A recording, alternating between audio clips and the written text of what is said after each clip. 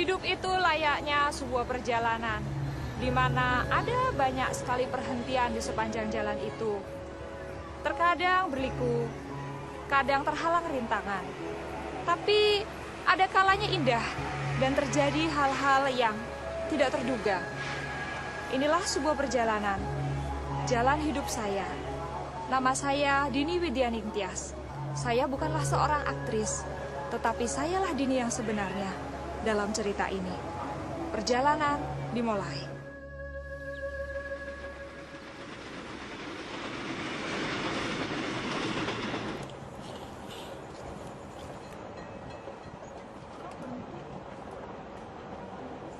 Saya dalam perjalanan bisnis naik kereta ekspres Jakarta-Jogja saat kereta tiba-tiba berhenti.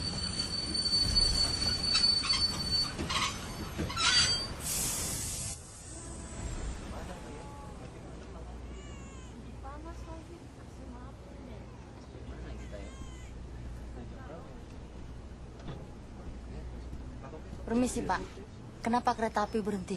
Aduh, saya tidak begitu tahu Bu ya, mungkin ada sedikit kerusakan pada mesin. Lalu kapan tahunya Pak? Saya tanya dulu sama masinis Bu. Bapak kembali lagi kan Pak?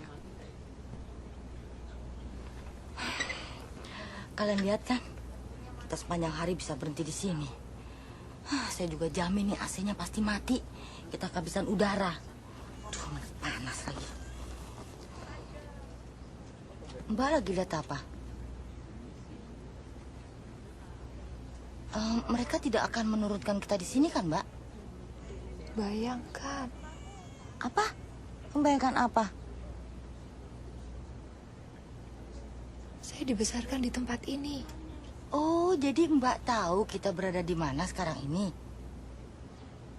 Gombong. Gombong? Aduh, saya dijemput adik saya di Jogja.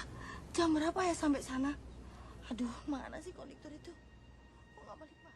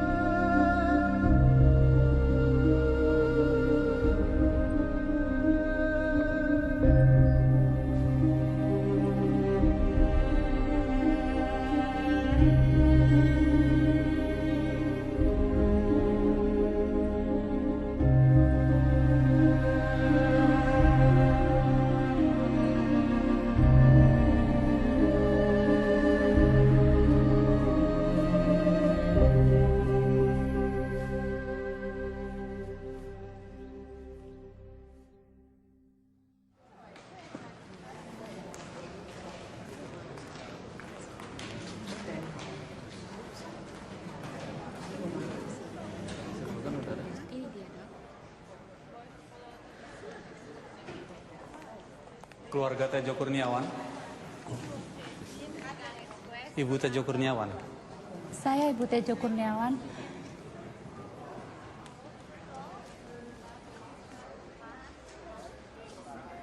Pak Tejo mengalami serangan jantung. Serangan jantung? Bagaimana mungkin, Dok? Memang dalam laporan UGD yang disampaikan kepada kami Kami tidak dapat memahami apa yang terjadi. Beberapa saat yang lalu, Bapak terlihat sehat-sehat saja. Kemudian sakit karena diare dan muntah-muntah. Beberapa jam setelah dibawa ke rumah sakit, Bapak alami serangan jantung. lalu meninggal. Kami juga harus Bapak menyampaikan meninggal kepada begitu Ibu saja. bahwa Saya merasa disambar apa yang kami petir. miliki, apa yang kami bisa sudah kami lakukan untuk menolong Pak Tejo. Namun Pak Tejo sudah tiada. Tak mungkin. Tak mungkin Mas Tejo meninggal. Tidak mungkin. Apa yang terjadi dengan saya? Kami turut berduka cita, Bu. Mohon maaf.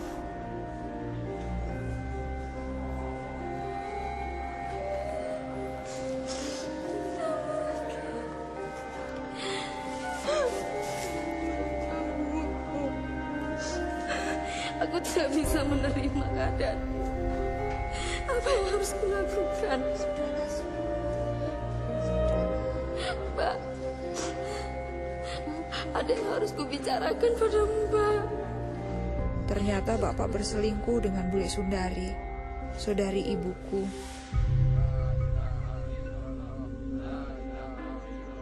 Dia sedang hamil 8 bulan saat Bapak meninggal.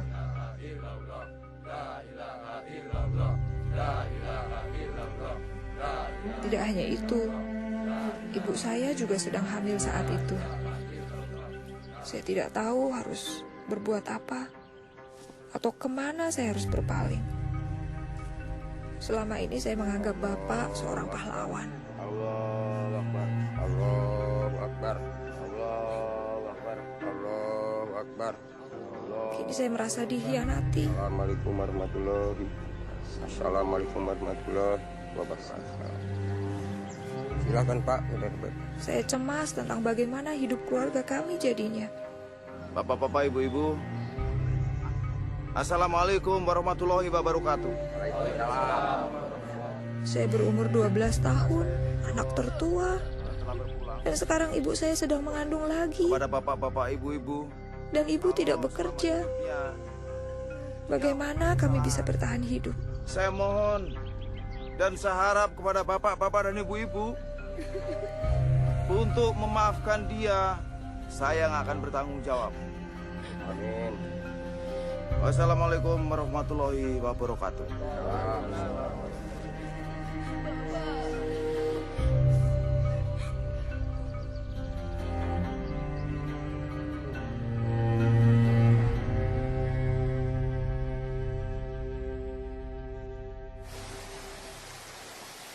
Saya pikir Bule Sundari lah yang paling menderita. Meskipun saat itu saya tidak berpikir begitu. Karena perselingkuhannya dengan bapak saya, kehamilannya adalah aib. Karena itu dia pergi meninggalkan Gombong dan tidak tahu pergi kemana.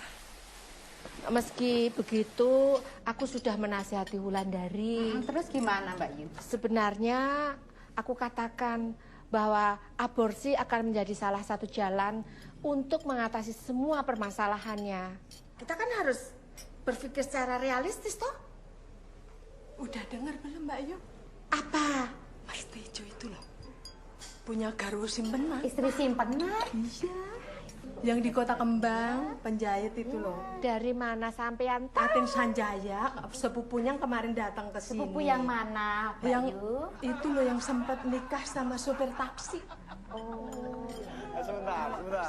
Ya, aku dengar ya bisnis peternakan ayam tarung Masku itu laku dijual dengan harga bagus. Iya kan? Tentu saja istrinya punya uang banyak tuh. Belum lagi soal studio fotonya itu. Itu. Kok enggak pernah tahu? Tejo Masmu itu taunya juga juru foto ulung toh. Enggak. Masku itu Tejo itu banyak keahliannya, banyak deh. Banyak. Terutama soal wanita kan? Oh, siapa yang nggak kenal sama Tejo Kurniawan? Wah, di setiap tempat dia bisa menaklukkan wanita itu. Ya, kita lihat saja nanti bagaimana nasib keluarga itu. Tapi yang saya paling sedihkan adalah Sundari. Bagaimana dengan nasib Sundari? Ya kan? Aku tahu itu. Paling juga nanti dia datang ke rumahmu mengetuk pintu dan minta pertolonganmu. Habis kepada siapa lagi dia mau minta pertolongan? Masa sama aku kan ya nggak mungkin. Iya. Saya pikir juga begitu. Dia pasti akan datang ke rumahku. Tapi kalau dia ketemu dengan istriku, aku tidak bisa berbuat apa-apa.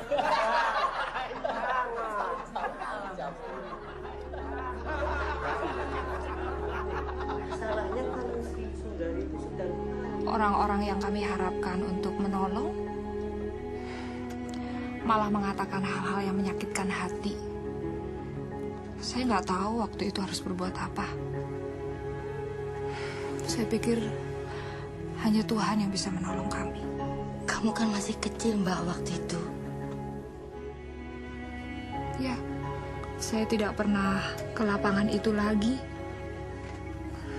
Sampai akhirnya uang pensiun Bapak cair, kami pindah ke Semarang. Ibu buka toko kecil di rumah baru kami untuk memenuhi kebutuhan hidup. Namun itu benar-benar sebuah perjuangan. Sampai akhirnya ibu memutuskan menyerahkan 2 adik perempuan dan 1 adik laki-lakiku diadopsi oleh orang lain. Saya juga dengar keadaan Bulik Sundari bertambah buruk. Setelah anak laki-lakinya lahir, dia pindah ke Sukoharjo dan tinggal dengan nenekku. 2 tahun berlalu, itu tahun-tahun yang sulit untuk dilalui.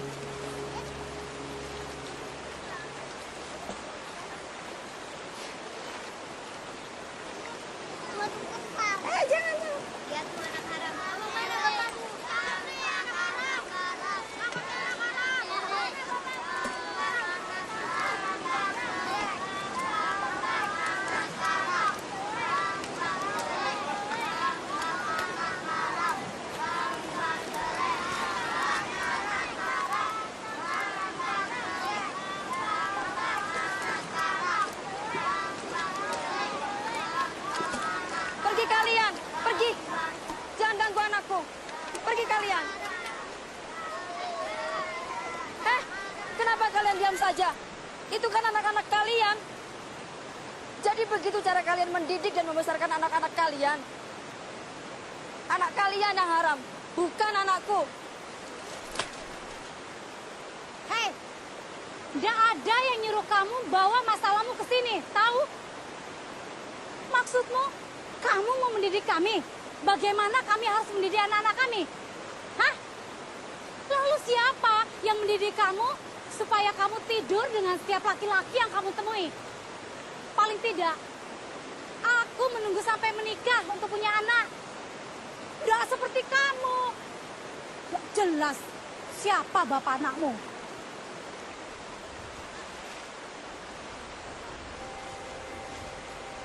Siapa bapak anakmu?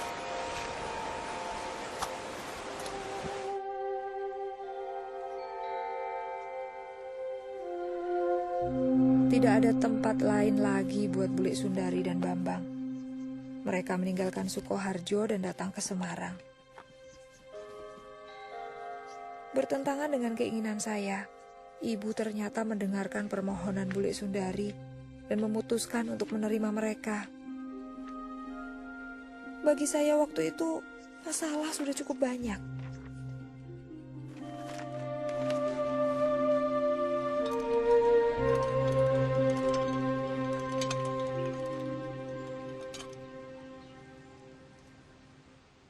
Nanti aku tolong ambilin jemuran ya, Nar. Pergi sana. Ngapain di sini? Aku bilang pergi. Kamu tahu enggak? Tuh benci sama kamu.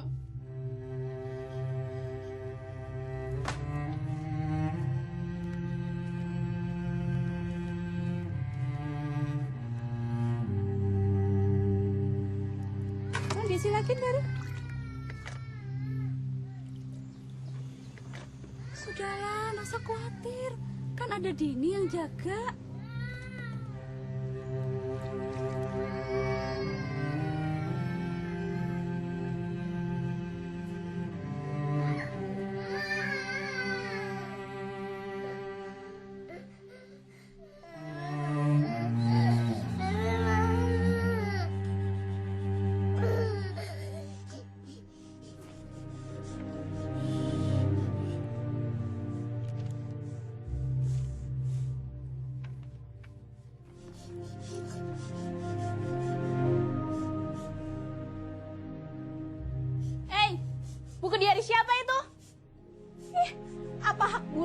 baca buku diari orang. Bos ini nggak? Bos ini.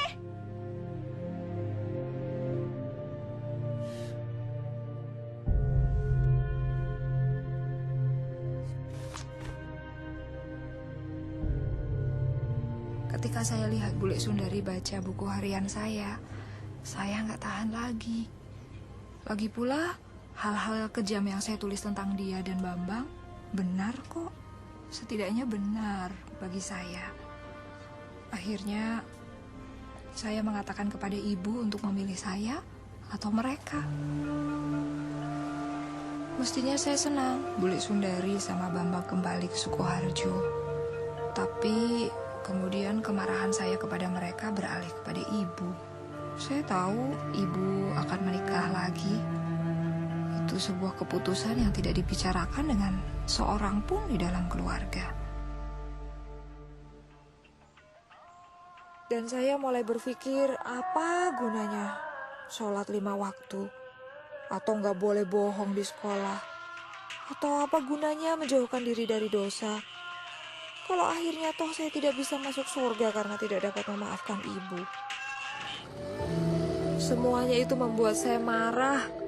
Sampai akhirnya saya berkesimpulan untuk tidak lagi peduli pada agama. Saya tidak peduli dengan sopan santun. Saya hanya ingin bebas. Saya ingin melakukan apa saja yang ingin saya lakukan. Dan saya memutuskan tidak seorang pun dapat menghalangi saya, termasuk agama.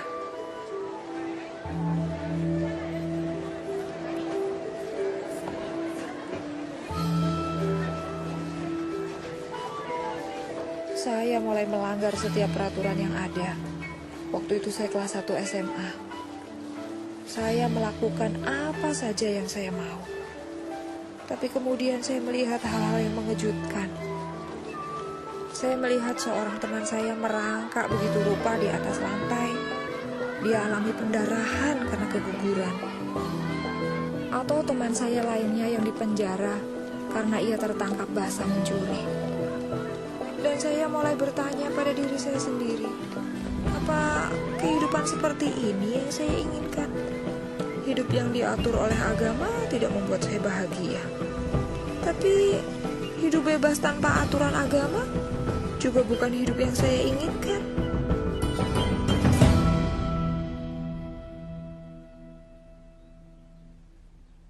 Kemudian Ramadan tiba. Dan saya mendapati diri saya kembali kepada iman saya. Setelah sekolah, saya mulai menghabiskan waktu dengan membaca buku-buku agama dan mengaji. Saya mulai membaca Al-Quran dengan tulus dan merasakan keinginan yang besar untuk lebih dekat dengan Allah.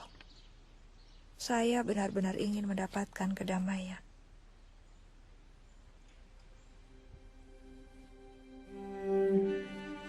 Saya mulai mempersiapkan diri untuk sholat tahajud. Saya ingin menanyakan banyak hal kepada Tuhan. Dan saya punya keyakinan yang kuat bahwa apapun yang saya minta malam itu, Tuhan akan mendengarkan saya dan memberikan jawabannya.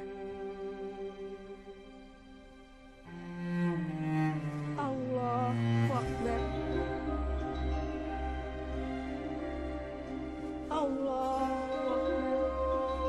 Lalu saya tahajud menurut ayat-ayat tertentu yang saya sudah hafalkan.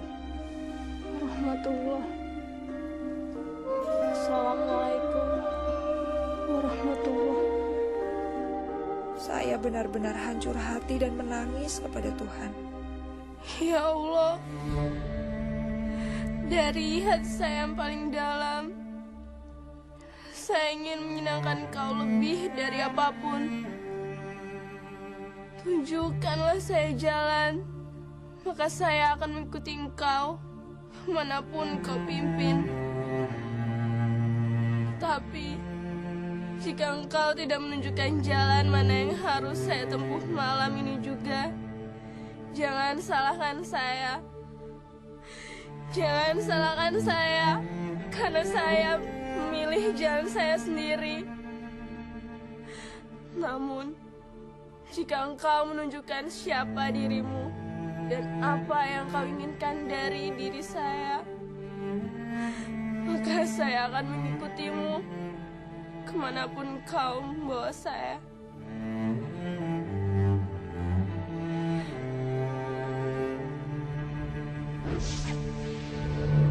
Pada saat itu, cahaya terang tiba-tiba muncul di hadapan saya. Kemudian membentuk sesosok manusia yang memakai jubah putih. Saya tidak dapat melihat dengan jelas wajahnya, tapi kehadirannya entah mengapa memberi saya ketenangan dan keyakinan. Dan tiba-tiba, entah bagaimana saya menyadari bahwa dia adalah Isa.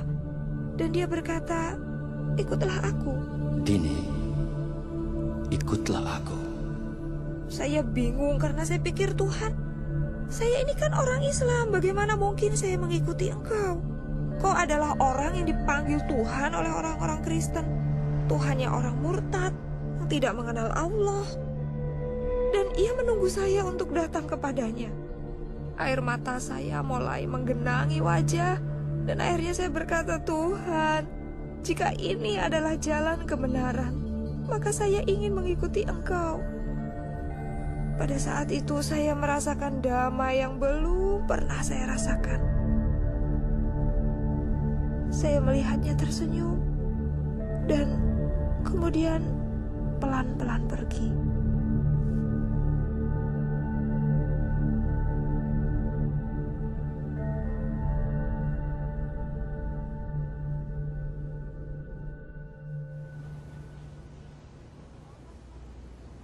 Saya harap saya nggak menyinggung perasaan Mbak. Apapun yang terjadi, pasti sangat mempengaruhi kehidupan Mbak. Saya tidak akan pernah sama lagi. Saya benar-benar berubah sejak hari itu. Saya mengerti. Lalu apa kelanjutannya, Mbak? Saya mulai mencari orang Kristen.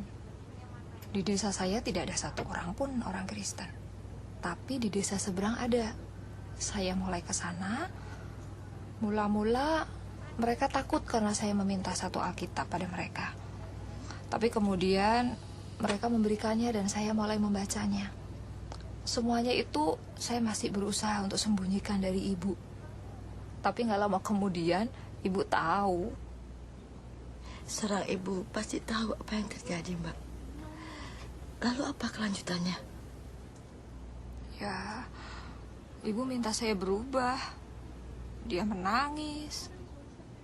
Dia merasa gagal sebagai seorang ibu. Dia pikir saya masih marah dengan pernikahannya. Dan dia pikir saya masih balas dendam. Dan anggota keluarga yang lain?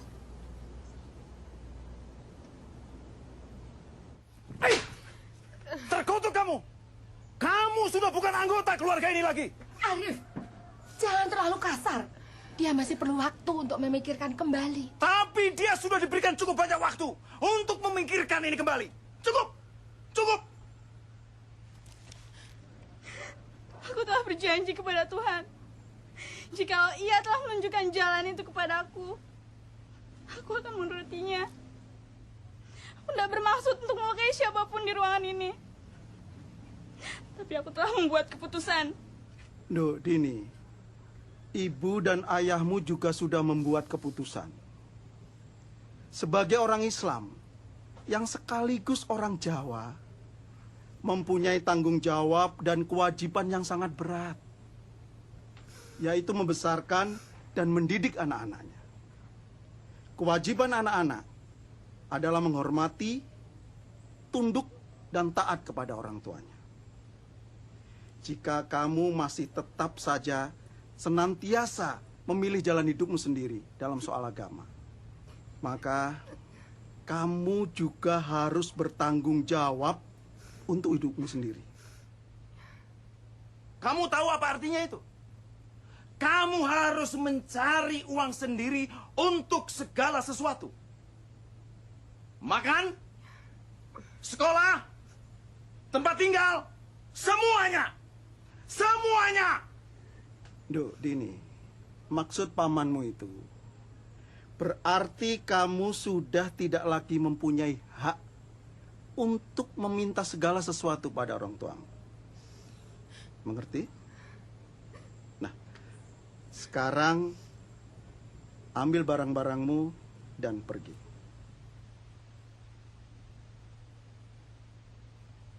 Cepat.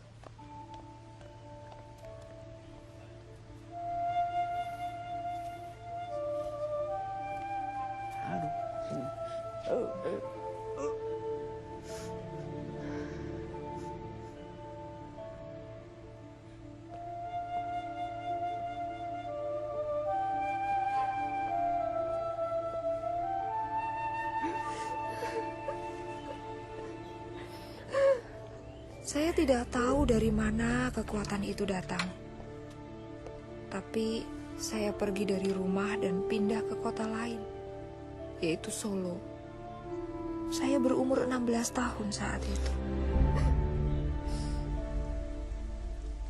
Saya kontrak sebuah kamar di sebuah rumah kos dan melanjutkan pendidikan untuk menjadi pekerja sosial. Saya sudah menyelesaikan tahun pertama di kota Semarang. Orang di bagian administrasi sekolah di Solo menerima saya sebagai siswa pindahan tanpa banyak pertanyaan. Usai sekolah, saya bekerja setengah hari dan berhasil bertahan hidup. Saya berpikir, jika sesuatu berjalan tidak sesuai dengan rencana, saya bisa datang ke rumah nenek dan minta bantuan. Saya tinggal di Solo selama 3 tahun. Saya cukup sering datang ke rumah hanya untuk berkunjung saja. Kemudian setelah saya lulus dari sekolah, saya dapat pekerjaan di Semarang. Kemudian saya kembali.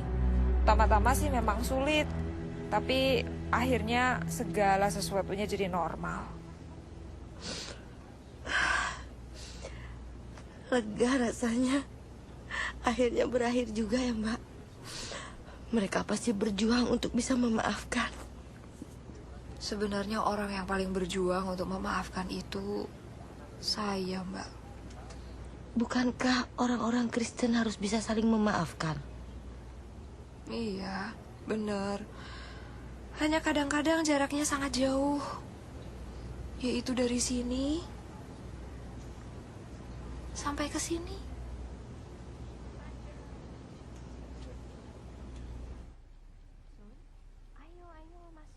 Silakan duduk. Nggak usah repot-repot, Mbak. Kamu kelihatannya capek sekali. Ya, saya nggak capek, cuma khawatir. Mbak, aku pikir kalau kami pindah kemari, Bambang akan berubah. Kalau sekarang coba Mbak lihat, kerjanya cuma duduk melamun di kamarnya atau cuma jalan-jalan saja. Itu tidak baik loh buat anak muda seperti dia. Bambang itu perlu kerjaan. Iya, aku ngerti, Mbak. Tapi mau bagaimana lagi? Bambang cuma lulusan SMP. Nggak bisa dagang, nggak bisa apa-apa. Aku yakin keadaan akan menjadi lebih baik. Ini ada sedikit makanan untuk dibawa pulang.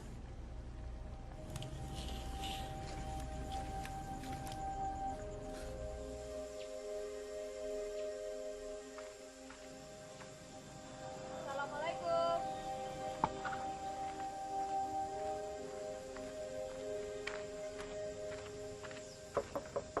Assalamualaikum.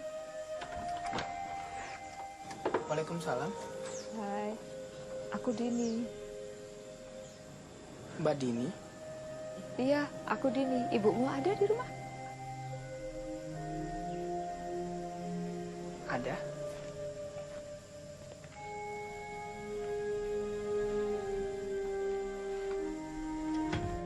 Bu, Mbak Dini datang.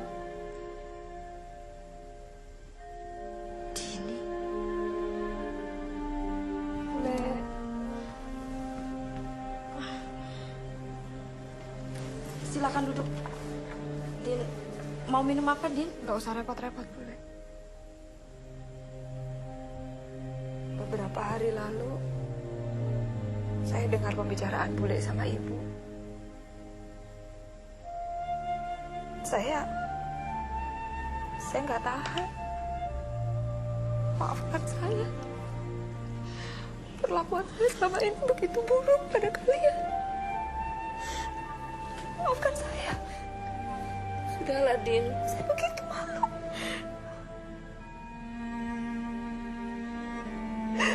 Aku mohon maafkan aku. Atas semua hal yang buruk yang pernah aku lakukan pada kalian. Aku mohon maafkan aku. Aku menyesal. Sudahlah, Din. Bunda sudah memaafkan.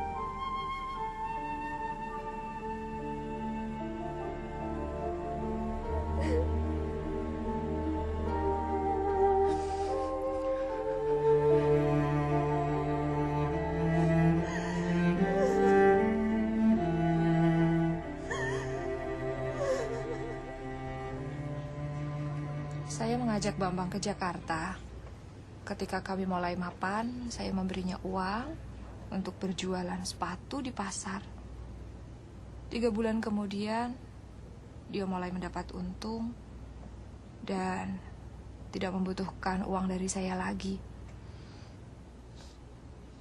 Di mana dia sekarang? Dia di Jakarta. Dia baik-baik. Saya selalu menangis kalau mendengar cerita yang akhirnya bahagia. Tapi itu belum akhir cerita. Lalu apa? Apa ada yang lebih baik? Ya, karena ternyata masih ada 1 orang lagi yang saya belum maafkan. Pamanmu yang menampar kamu. Kalau ada saya, dia nggak bisa menampar kamu, Mbak. Bukan dia. Yang saya harus maafkan adalah bapak saya. Bapakmu? Kan katanya sudah meninggal waktu Mbak masih kecil. Iya. Yang meninggal dan meninggalkan saya dalam banyak kebingungan. Yang meninggalkan saya dengan banyak kepahitan. Yang mengharuskan saya cari jalan keluar sendiri. Dan sekarang Mbak sudah memaafkannya. Kapan hal itu terjadi? Baru saja.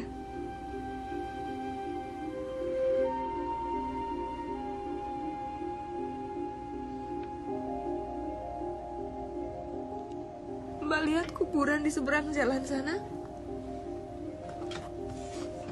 Iya, saya melihatnya.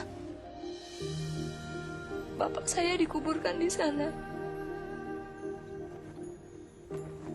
Sampai kereta berhenti tadi.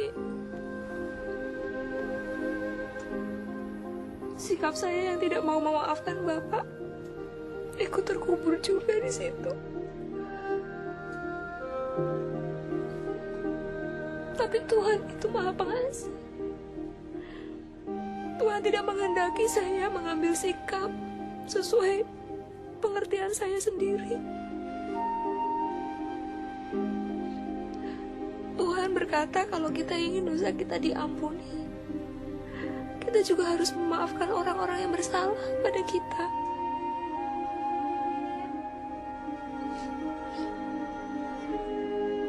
Saat saya bercerita ini, saya ingat betapa sebenarnya saya sangat mencintai bapak saya. Dan bapak juga mencintai saya. Kami punya masa-masa yang indah, masa-masa yang manis untuk diingat. Sepertinya kereta ini berhenti hanya untuk kamu, Mbak. Saya juga berpikir begitu. Sepertinya Mbak seakan-akan sangat mengenal Tuhan. Dan seolah-olah Tuhan itu sahabat Mbak. Tuhan berkata agar aku mengikut Dia. Saya nggak selalu tahu kemana Tuhan membawa saya. Tapi saya tahu satu hal. Dia bisa dipercaya untuk membawa saya kemanapun saya harus pergi.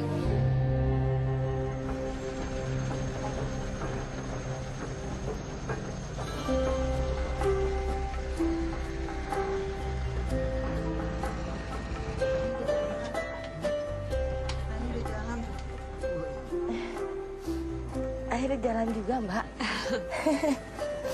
Kita berangkat. Iya, kita berangkat. AC-nya juga nggak dimatiin. Nggak dimatiin. Saya pikir ceritanya berakhir di sini sekarang. Atau marah baru mulai. Apa yang ini akan berakhir lebih bahagia? Mbak lah yang harus kasih tahu akhirnya itu pada saya.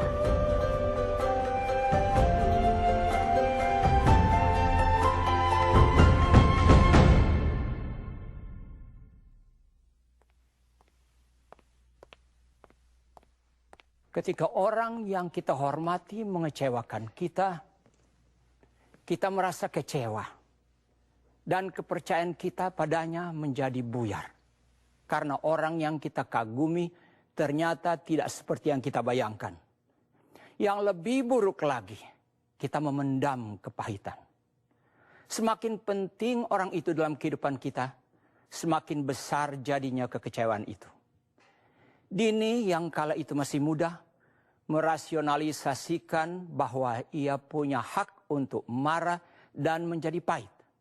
Marah dan pahit terhadap orang tuanya, terhadap bibinya, Sundari, dan saudara tirinya, Bambang, bahkan marah kepada Tuhan.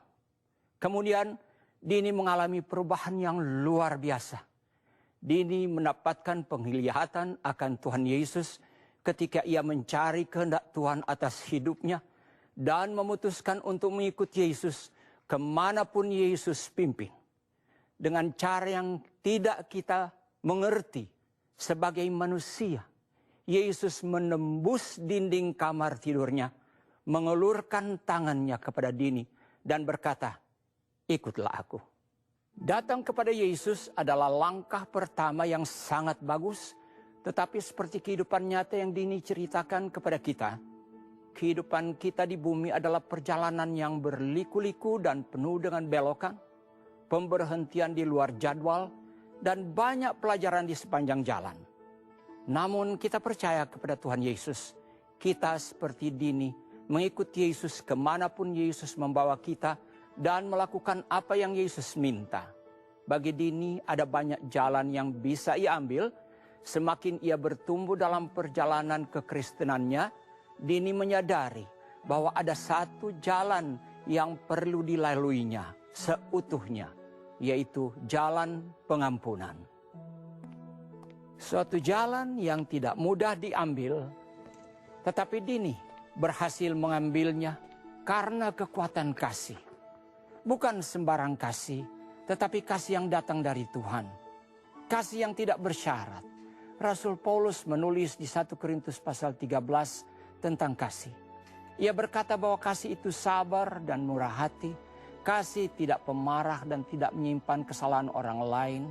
Kasih percaya segala sesuatu, mengharapkan segala sesuatu dan menanggung semua hal. Itulah kasih yang tidak pernah gagal. Kasih yang Dini selalu cari, bahkan ketika ia memberontak dan terhilang. Ini adalah kasih yang ia perlukan untuk mampu menahan penolakan dari keluarganya. Inilah kasih yang ia butuhkan untuk memaafkan orang-orang yang paling menyakitinya, termasuk sang ayah. Saudara, dengan kasih inilah Bapa di sorga mengasihimu. Ia mengasihimu apa adanya. Ketika Dini berseru kepada Tuhan untuk menunjukkan jalan kepadanya, ia tidak tahu bahwa Isa akan datang kepadanya dalam suatu penglihatan di suatu malam, menampakkan kemuliaannya dan meliputinya dengan kasih dan kelembutan. Namun itulah yang terjadi. Saudara, Yesus mungkin mendatangi atau tidak mendatangi Anda dalam sebuah mimpi atau penglihatan, itu tidak penting. Yang lebih penting adalah Tuhan mengasihi Anda dan Tuhan ingin Anda menjadi anaknya melalui iman dalam Yesus Kristus. Tuhan ingin Anda masuk menjadi anggota keluarganya dan hidup bersama Dia selama-lamanya di surga ketika hidup Anda berakhir di dunia ini. Apakah Anda siap membuka hatimu untuk Yesus seperti yang Dini lakukan? Jika Anda ingin menerima Yesus Kristus sebagai juru selamatmu, mari ucapkan kata-kata ini bersama dengan saya. Katakan, "Ya Tuhan, saya percaya Yesus. Saya menerima Yesus sebagai Tuhan dan Juru Selamat saya. Ampuni dosa-dosa saya dan jadikan saya anak-Mu ya Tuhan. Terima kasih. Dalam nama Yesus, amin. Sekarang Anda hidup dalam keselamatan abadi dengan Tuhan. Sekarang Anda anak Tuhan. Puji Tuhan.